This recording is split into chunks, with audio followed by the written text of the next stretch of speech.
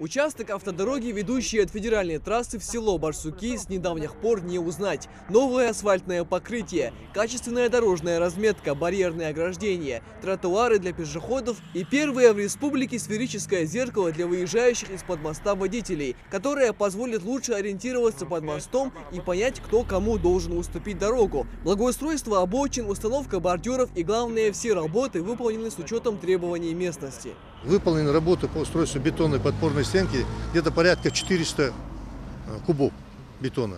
Более того, за счет дополнительных средств я бы хотел обратить на это внимание.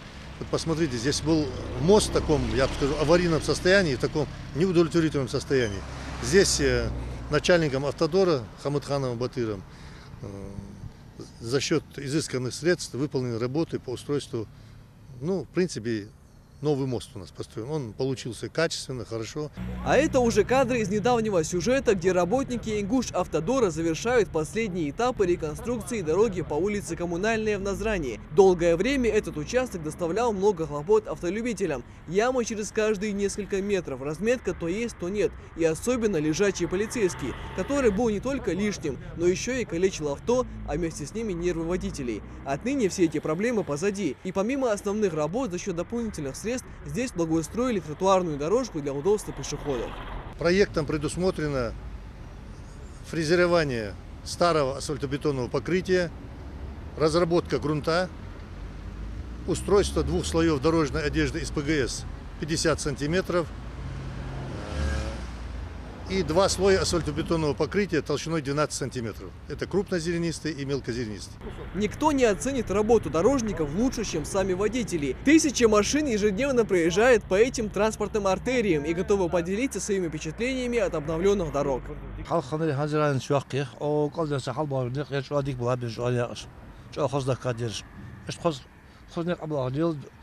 приятно да чувак.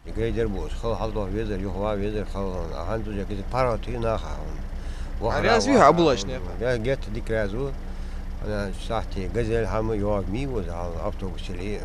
Дорожники не обошли стороной и маленький участок в 1,5 километра за Алхачурским каналом. Грейдерную дорогу давно просили заасфальтировать, и работа закипела. 70 сантиметров основания из песчано-гравийной смеси, 7 сантиметров дорожной одежды и 7 метров общая ширина дороги. Проект полностью завершен. Реконструкция этих участков, как и предыдущих, выполнена в рамках национального проекта «Безопасные и качественные автомобильные дороги». 19-20 год. Все объемы работ, касающиеся нацпроектов, выполнены досрочно, учитывая производственные возможности. Исходя из того, что все-таки есть достаточно подготовленный профессионал и рабочие кадры, инженерно-технические работники, руководство Автодора, как я говорил, и правительство республики попросили выделить дополнительные средства. Федеральные органы пошли навстречу, и за счет этой объемы 2021 года.